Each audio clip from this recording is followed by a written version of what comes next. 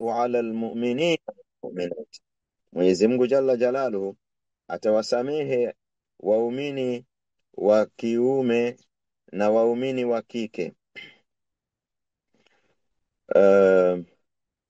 Kwa maana kwamba mu'min sio mwenye zile sifa zilizotangulia kutajwa. Mu'min si kafiri wa waziwazi wala si kafiri wa kificho. Mu'min si kafiri wa waziwazi wala si kafiri munafiq. Kadhalika mu'min sio mshirikina. Angalia, zingatia tafsiri. Liyuadhiba Allahu almunafiqina walmunafiqati, atakuja Mwenyezi Mungu waadhibu waliovunja amana, wanafiki wa kiume na wa kike na washirikina wa kiume na wa kike. Yani kuvunja amana ni kushika ukafiri na kuacha imani, na kushika ushirikina na kuacha tauhidi. Kwa hivyo amana yenyewe maana yake ilikuwa ni imani, ni kumwamini Mwenyezi Mungu azza wa jalla na kumpekesha. Waumini ni wale waliomwamini Mwenyezi Mungu, kinyume na hawa ni wale waliomwamini Mwenyezi Mungu kisha hawakumshirikisha. Alladhina amanu wa lam yalbisu imanahum bidhulmin, wale waliomwamini Mwenyezi Mungu jalla jalaluhu na hawakuchanganya imani yao na dhulma, yani na shirki. Ulaika lahumul amnu wa hum muhtadun, watu hawa wapate amani. Allah amesema watu hawa wana amani, kwa maana kwamba mtu mwenye kumwamini Mwenyezi Mungu jalla jalaluhu kwa vigezo vyake na akaacha ukafiri na ushirikina, yani hakubatilisha imani yake kwa ushirikina na ukafiri, mtu huyu atapewa amani, anapewa amani na Mwenyezi Mungu jalla waala ya kusalimika na adhabu. Anapewa amani na kusalimika na adhabu. Qala Rasulullah sallallahu alayhi wasallama, haqqullahi ala alibadi an ya'buduhu wa la yushriku bihi shay'an, haki ya Allah juu ya waja wake ni wamwabudu wala wasimshirikishe na jambo lolote. Wa haqqul ibadi ala Allah, na haki ya waja hawa ambao wanamwabudu Allah hawakumshirikisha na jambo lolote, an la yu'adhiba man la yushriku bihi shay'a, ni kwamba haki yao ni Mwenyezi Mungu asimwadhibu yeyote ambaye hakumshirikisha Allah na jambo lolote.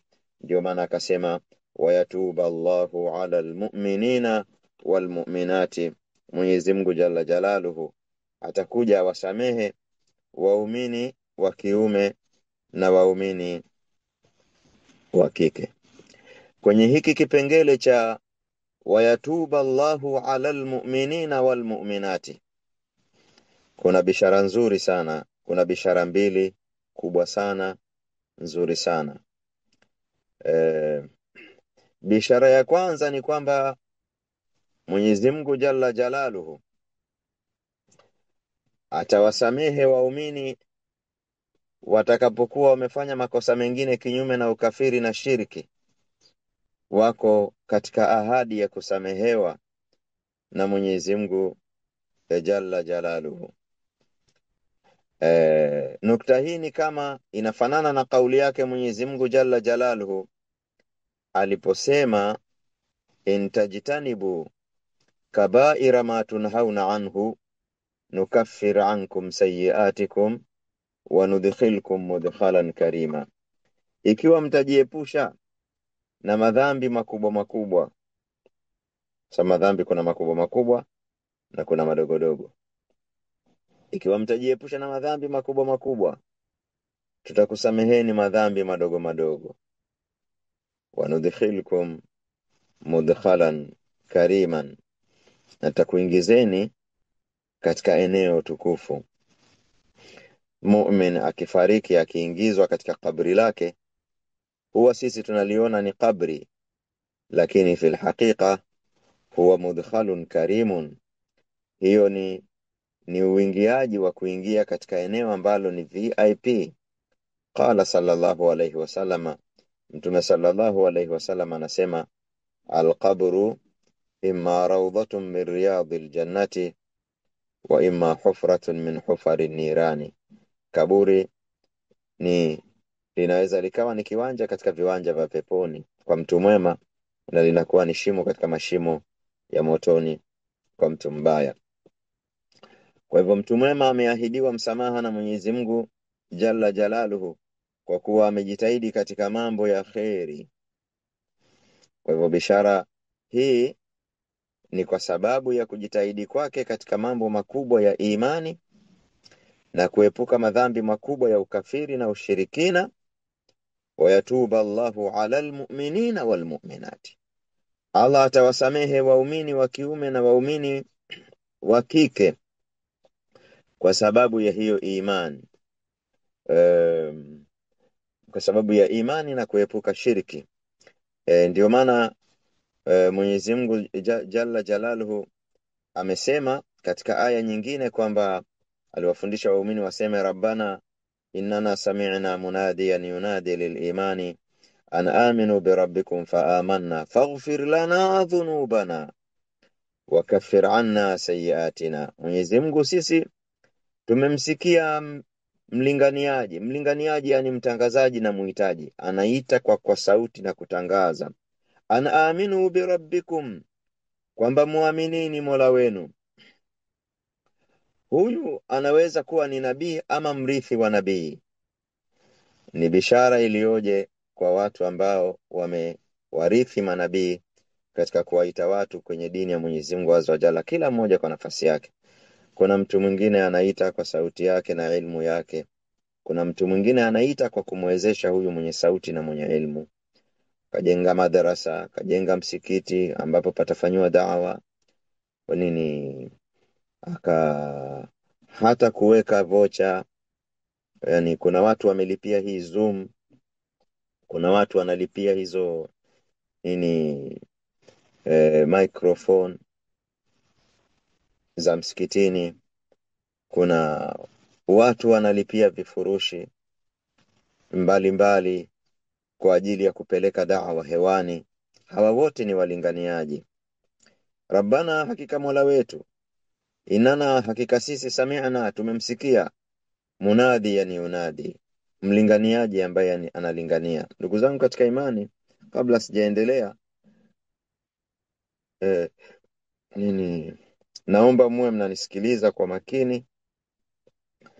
Ninapochukua aya moja nikachukua na nyingine na nyingine, aya 2 au 3 nikaziunganisha, huwa kuna target na ilenga katika uelewa. Na usomaji mzuri sio kusikia tu aya na translation yake, lakini ni uelewe hizo aya zimeletwa kuconnect maana gani na kutilia nguvu mafhumu gani. Sasa hivi tunasoma hii aya, Rabbana, ewe Mola wetu, hakika sisi tumemsikia mlinganiaji akilingania katika imani, ana aminu bi rabbikum fa amanna, sisi tukamwamini. Faghfir, angalia, mwenye kuamini anasamehewa makosa yake. Faghfir lana dhunubana, basi tusamehe makosa yetu. Hapa tunajifunza kwamba ukijiepusha na madhambi makubwa na ukatenda amali kubwa, Allah atakusamehe makosa madogo madogo. Rabbana, ewe Mola wetu, inana sami'na, hakika sisi tumesikia, munadiyan yunadi, mlinganiaji akilingania, ana aminu bi rabbikum, kwamba muaminini Mola wenu. Fa amanna, sisi tukamwamini. Faghfir lana dhunubana, basi tusamehe, au kwa sababu hiyo basi tusamehe madhambi yetu. Wakafir anna sayiatina, na utufutie makosa yetu. Faghfir lana dhunubana, tusamehe madhambi yetu. Wakafir anna sayiatina, na utufutie makosa yetu. Manake kuna kusamehewa lakini akabakia katika faili. Kafir, tufutie kabisa. Faghfir lana dhunubana wakafir anna sayiatina watawaffana ma'al abrar, kwa sababu ya imani ya Rabbi. Kupitia amali hiyo inajuzu yani kitauhidi kusema kupitia amali hiyo, lakini haijuzu kusema kupitia kwa Mtume sallallahu alaihi wasallama, kupitia kwa utukufu wa Mtume sallallahu alaihi wasallam, haijuzu kusema hivyo. Lakini kusema kupitia utukufu wako Mwenyezi Mungu, kupitia rehema zako inajuzu, namba moja. Namba mbili, inajuzu kusema kupitia amali hiyo, inajuzu kumuomba Allah kwa amali. Kupitia amali hiyo, faghfir lana dhunubana, tusamehe makosa yetu, wakafir anna sayiatina, na utufutie madhambi yetu, watawaffana ma'al abrar, na kwa sababu hiyo ya Rabbi utupe mwisho mwema. Rabbana, ewe Mola wetu, Rabbana, ewe Mola wetu, waatina, na utupe, ma wa'atana, yani ukishatusamehe, yani unajua kuomba msamaha ni jambo kubwa sana, kwa sababu ukiomba msamaha kinachofuatia ni pepo. Yani ukiomba msamaha ukisamehewa, kinachofuatia ni pepo. Ndio maana katika amali nyingi mtu anaambiwa ukitenda kadha utasamehewa, ukitenda kadha utasamehewa. Na mtu anatamani, anaambiwa ukitenda kadha utapata kadha, ukitenda kadha utasamehewa, kwa sababu kusamehewa ndio kunapelekea usiadhibiwe kutokana na hilo kosa. Na ikiwa huadhibiwi, basi utapelekwa katika pepo, kwa sababu akhera hakuna nyumba ya tatu. Kuna nyumba ya motoni tu na kuna nyumba ya peponi. Kwa hivyo Rabbana,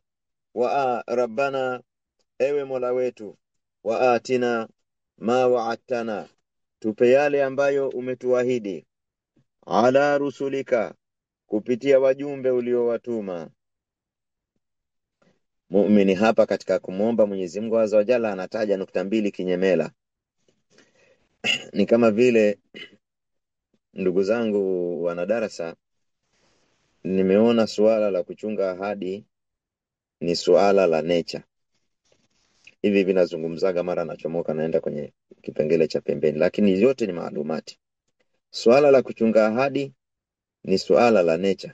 Mtoto ukimwahidi kitu, anakwambia baba au mama, naomba kitu fulani, ulisema utanipa kitu fulani tarehe fulani. Yani kuonesha kwamba hata watoto wanaona ahadi na uzito wake. Ndio maana badala kukuambia nipe moja kwa moja, anakurudisha, anakufunga kwenye ahadi yako. Na suala la uadilifu kadhalika ni nature. Unakuta mtoto anakwambia baba, naomba na mimi, mbona umempa fulani? Yani mtoto mwenzake. Wazazi watende uadilifu kwa watoto wao, na hayo ni maagizo ya dini, na angalia yako katika nature.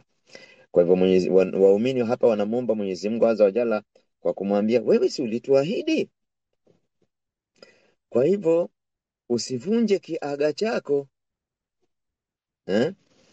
Ulituahidi usivunje kiaga chako, lakini hicho kiaga chako ulikipitisha kwa mitume wako, basi usiwaangushe mitume wako kiasi kwamba watu waseme nyinyi si mlisema Mungu ameahidi kadha na kadha, mbona leo tumekuta wala hamna kitu chochote?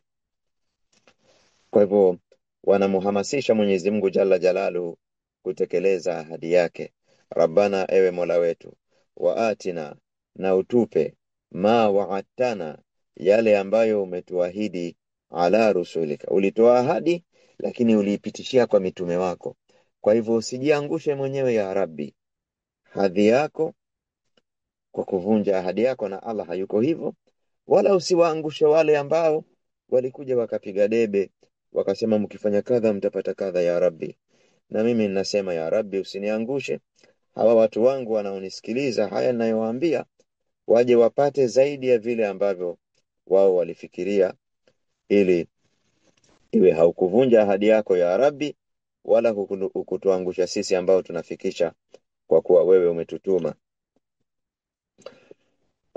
Waatina ma wa'adtana ala rusulika, na utupe yale ambayo umetuahidi kupitia mitume wake. Unaona, waumini wameomba kwa hii nukta ya ahadi. Wakaomba tena kwa nukta nyingine, wakasema wala tukhzina yawma yub'athun, usije ukatufedhehi siku ambayo wanadamu watafufuliwa. Unajua ni fedheha gani hapa wanamaanisha? Ni fedheha kwa ujumla, lakini kuna fedheha maalum hasa ndio ambayo inayoingia katika aya hii. Kuna watu wameamini, maanake wamesema hivi, umemtuma mlinganiaji aje waite watu katika imani, sisi tukaamini. Alafu kuna watu wakakufuru. ili neno wala tukhzina yauma yub'athun, usije ukatufedhehi siku ya watu kufufuliwa, yani ukatufedhehi kwa makafiri waliokukufuru, wakatuambia kiko wapi sasa? Ndio maana yani katika vinavyotilia nguvu kwamba Allah atawasamehe waumini ni kwa kuwa asipowasamehe atakuwa amewapa kichwa. Waliomkufuru watasema kiko wapi sasa, na watawatambia. Ndio maana imetajwa katika tafsiri ya kauli yake Mwenyezi Mungu Jalla Jalaluhu, rubama yawaddu alladhina kafaru law kanu muslimin, kwa hakika watatamani waliokufuru lau kama wangelikuwa duniani ni Waislamu. Mufassiruna wamesema, au mimi nisiseme mufassiruna, na nakili kutoka kwa rafiki yangu alinitafsiria aya hii. Rafiki yangu Sheikh Taban, classmate wangu, nilimsikia. Taban hawezi kunakili nukuu hizi isipokuwa kutoka katika maneno ya ulama, na ulama hawezi kusema maneno haya makubwa isipokuwa kutoka katika nukuu za Qur'ani ama hadithi. Aya hii iliyosema rubama yawaddu alladhina kafaru law kanu muslimin, hakika watatamani waliokufuru, yani watatamani akhira, watatamani lau kama huko duniani wangekuwa na wao ni Waislamu kama walivyosilimu watu wengine, watatamani hivyo. Anasema huyu ndugu yangu kwamba ni kuwa unafahamu makafiri ni mu'min anaweza kuingia motoni. Kwa hivyo kuna baadhi ya waumini kwa makosa yao wataingia motoni, ndio baadaye watatolewa, lakini awali wataingia motoni. Wakiingia motoni, huko motoni watakutana na makafiri ambao ndio hasa wenyeji wa moto. Kwa sababu muumini akiingia motoni ni mgeni tu, si mahala alipoumbiwa yeye mwenyewe, kwa makosa yake kajipeleka huko, lakini wenyeji wa motoni uiddatil lilkafirina ni makafiri. Wakikutana huko na wenyeji wa motoni, watawaambia waumini hawa makufar, ma aghna ankum imanukum ansirtum ma'ana fi nari jahannam.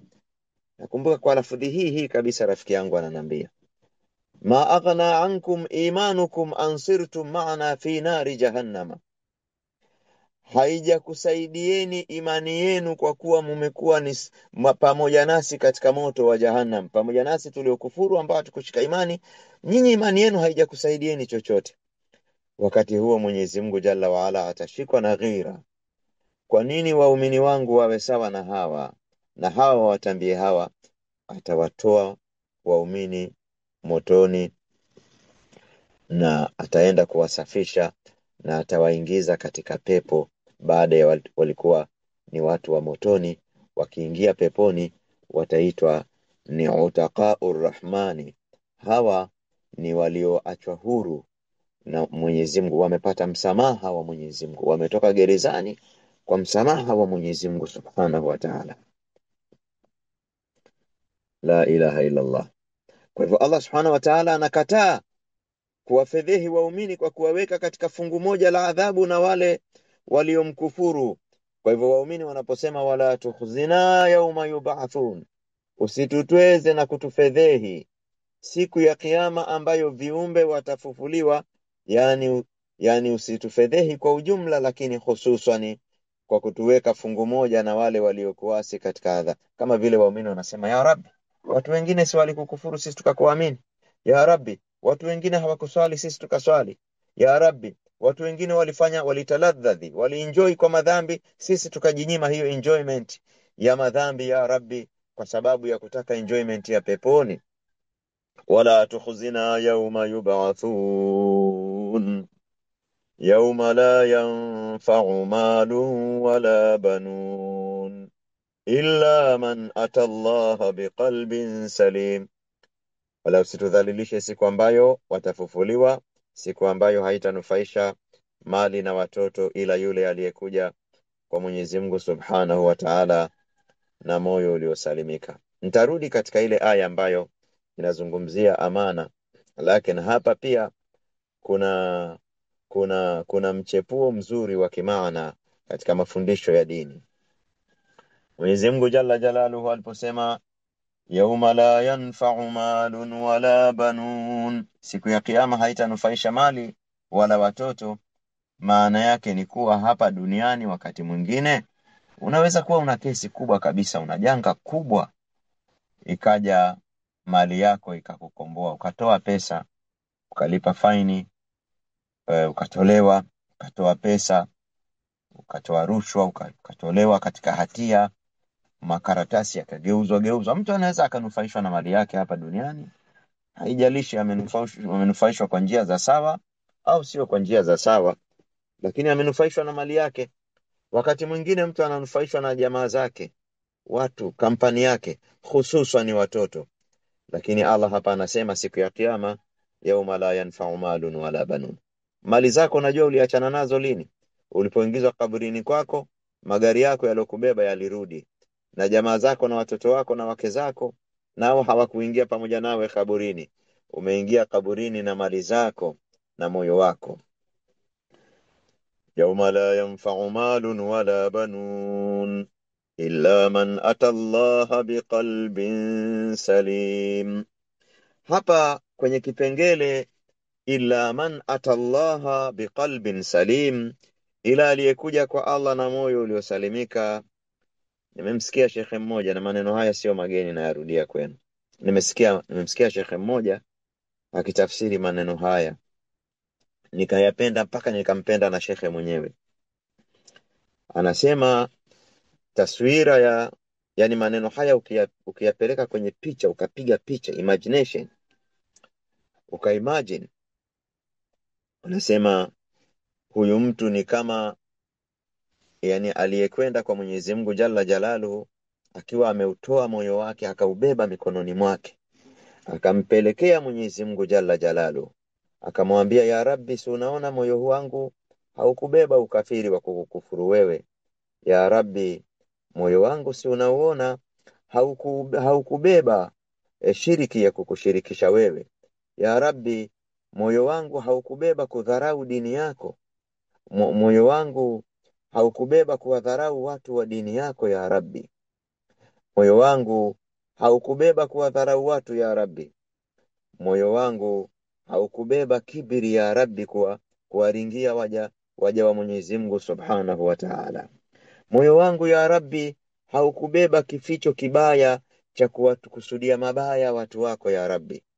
Moyo wangu haujabeba ghishi. Kuna watu wana ghishi, wanauza wenzao, anakuhadana kwambia hili lafaa wala halifai, na yeye mwenyewe anajua kwamba halifai, lakini anakuingiza mkenge kwa sababu yeye hilo lina maslahi na wewe, anakuuza.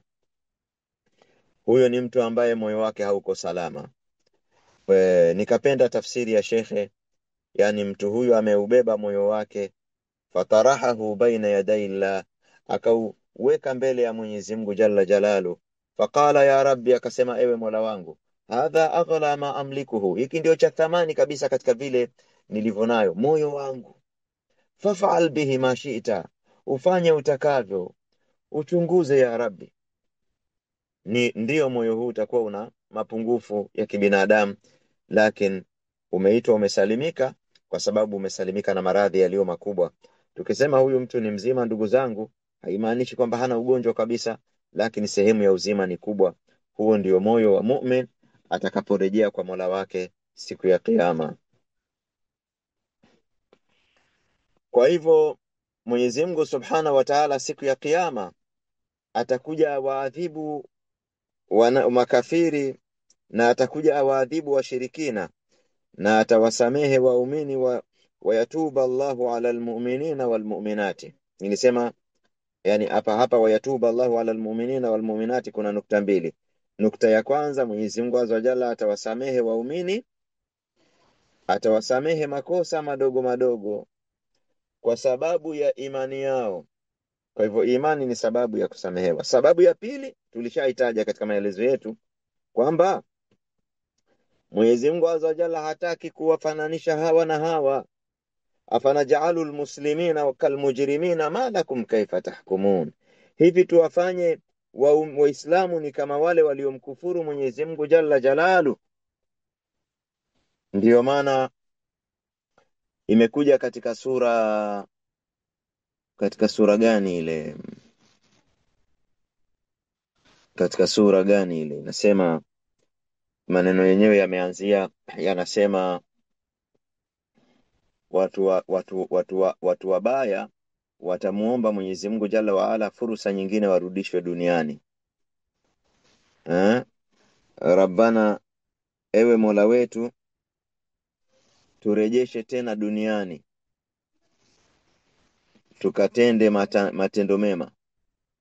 Fa in udina fa inna dhalimun, ikiwa tutatenda matendo mabaya basi sisi ni madhalim. Mwenyezi Mungu Azza wa Jalla atawaambia, ikhsa'u fiha wala tukallimuni, poteni wala msinisemeshe. Angalia Mwenyezi Mungu yule unayemjua na huruma yake inayozidi huruma ya sio ya baba, huruma ya mama kwa mtoto wake, sio mtoto mtu mzima, mtoto mdogo. Ikhsa'u fiha wala tukallimuni, ondokeni, poteeni, msinisemeshe. Kisha atasema katika kujustify kwamba kwa nini hawasamehi wale watu atawaambia, innahu kana fariqun min ibadi yaquluna rabbana amanna faghfir lana dhunubana يقولون ربنا فاغفر لنا ربنا فاغفر لنا وارحمنا وأنت خير الراحمين فاتخذتموهم سخريا حتى أنسوكم ذكري وكنتم منهم تضحكون. Hakika kulikuweko duniani, huko duniani maana anamsemesha Mwenyezi Mungu akhera, alafu Mwenyezi Mungu anawarudisha duniani, anawaeleza kwamba msamaha ni mgumu kwa sura hii. Sura gani? Kulikuwa kuna waja wangu walioniamini. Hawa waja sio kwamba walikuwa ni malaika, walikuwa wana makosa yao, lakini hawa waja walikuwa ni wenyenyekevu, wenye kukiri ukosaji wao. Yakuluna, walikuwa wakisema, rabbana faghfir lana warhamna, Mola wetu tusamehe. Innana amanna, ewe Mola wetu hakika sisi tumeamini. Innahu kana fariqun min ibadi yaquluna rabbana amanna, ewe Mola wetu, walikuwa wakisema ewe Mola wetu sisi tumeamini. Faghfir lana, basi tusamehe. Warhamna, na utuhurumie. Wa anta khairur rahimina, na wewe ni mbora kusamehe. Fatakhadhtumuhum sikhiriyan, nyinyi bwana mkawa mnawacheza shere. Hao wanaambiwa wale ambao wamemwambia Mwenyezi Mungu turudishe duniani tukatende yale yaliyomema, mkawacheza shere waja wangu. Fatakhadhtumuhum sikhiriyan hata ansaukum dhikri, hilo likashughulisha mpaka likapoteza nafasi yenu kunikumbuka mimi. Mtu akijishughulisha na mabaya huwa anapoteza muda wa kujishughulisha na mambo mema, huwa anasahau kuyakumbuka mambo mema. Alhamdulillah, katika haya masaa ya siku, masaa 24, kuna masaa muumini anaswali, kuna masaa muumini anasikiliza darasa kama hivi. Haya masaa yanafanya mtu asighafilike na kujishughulisha na kutumia masaa na kuyashughulisha masaa kwenye mambo mabaya, kuna msahaulisha mtu kwenye mambo mema. Kwa hivyo nyinyi mlijishughulisha na ubaya wa kuwakejeli waja wangu ambao wanasema wameniamini na wananiomba mimi msamaha. Fatakhadhtumuhum sikhiriyan hata ansaukum dhikri, mpaka mkasahau kunikumbuka. Wa kuntum minhum tadhakuna, na nyinyi mkawa mnawacheka. Kisha Allah anasema, inni jazaituhumul yawma bima sabaru annahum humul faizun, basi mimi leo nimewalipa kwa sababu ya uvumilivu waliovumilia, nimewalipa mambo ya kufuzu, kwamba wao wamekuwa ni wale waliofuzu na nyinyi mmekuwa ni wale waliofeli. Unajua kwa nini watu hao wamekataliwa msamaha kwa mujibu wa mtiririko wa aya hizi? Mwenyezi Mungu anasema, nikiwasamehe nyinyi si mtakuwa nimewafanya sawa na wale walioamini? Nikusameheni nikuingizeni peponi, na mlikufuru na mkawakejeli waumini, si itakuwa mmekuwa ni sawa sawa? Na sio uadilifu kuamiliana na watu wema na kuamiliana na watu wabaya ukawaingiza katika kama ni watu wema. Kwa hivyo watu wema hawataingizwa motoni ili wakakejeliwe na wale mkufuru Mwenyezi Mungu Jalla waala, wala makafiri hawataingizwa peponi waje waseme, si mnaona, waumini wajute waseme, bwana tulijinyima, mbona na hawa nao walijiachia, tumekuwa ni wale wale tu. Kwa hivyo Mwenyezi Mungu Subhanahu wa Ta'ala ndio maana akasema wayatuba Allahu ala almu'minina walmu'minati wa kana Allahu ghafurur rahima. Mwenyezi Mungu Jalla waala atakuja awasamehe waumini wa kiume na waumini wa kike, na hakika Mwenyezi Mungu Subhanahu wa Ta'ala amekuwa ni msamehevu sana. Ndugu zangu katika imani, haya yamekuwa ni maneno ya utangulizi katika darasa yetu baada ya haya mapumziko ambayo hayakuwa ni mazuri. Tumuombe Mwenyezi Mungu Jalla Jalaluhu atujalie imani na amani katika nchi yetu, na ni miongoni mwa mambo yaliyohimizwa na sharia kuomba amani. Ndio maana mtu anapofariki malaika wakikabiliana naye wanamwambia amani iwe juu yako, salamun alaikum. Akiingia peponi anaambiwa salamun alaikum tibtum, amani iwe juu yenu.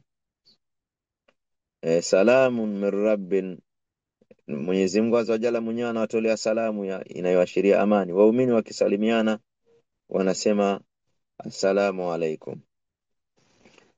Kwa hivyo kila mtu aombe amani kwa ajili ya nafsi yake na jamaa zake, kwa ajili ya mali zake na mali za ndugu zake, kwa ajili ya watoto wake na watoto wa Uislamu, kwa ajili ya nchi yake. Imekuja katika Qur'ani, Nabii Ibrahim alayhi salatu wassalam alimuomba Mwenyezi Mungu Azza wa Jalla katika maombi yake, alimuomba amani. Ibrahim, unadhani ameomba mambo mangapi? Ibrahim ambaye ni mtu wa dua. Unajua Ibrahim ametajwa katika Qur'ani kwamba ni mtu wa maombi. Manaswara wanasemaga maombi, sisi tunasema dua. Ametajwa katika Qur'ani mtu wa maombi. Allah anapenda maombi, anapenda mja mwenye mwingi wa kuomba. Yani ndugu yangu katika imani, katika al-a'mali al-azima, katika matendo makubwa matukufu ni kuwa mtu ni kathiru dua, ni mwingi wa kumuomba Mwenyezi Mungu Jalla Jalalu. Ibrahim ametajwa katika Qur'ani, inna Ibrahima kana ummatan qanitan lillahi. Ibrahimu alikuwa ni qanit, mnyenyekevu. Wametafsiri hili neno mnyenyekevu au qanit, mwenye kufanya kunuti, kwamba ni kathiru at-tadarru, ni mwingi wa kuomba kwa unyenyekevu. Sababu muombaji of course wakati huo ni mnyenyekevu, na asiyeomba ni mutakabbir. Ibrahim, na hapa nataka kusema Ibrahimu alikuwa kwa kuwa Allah amemuita ni muombaji sana, ameomba maombi mengi.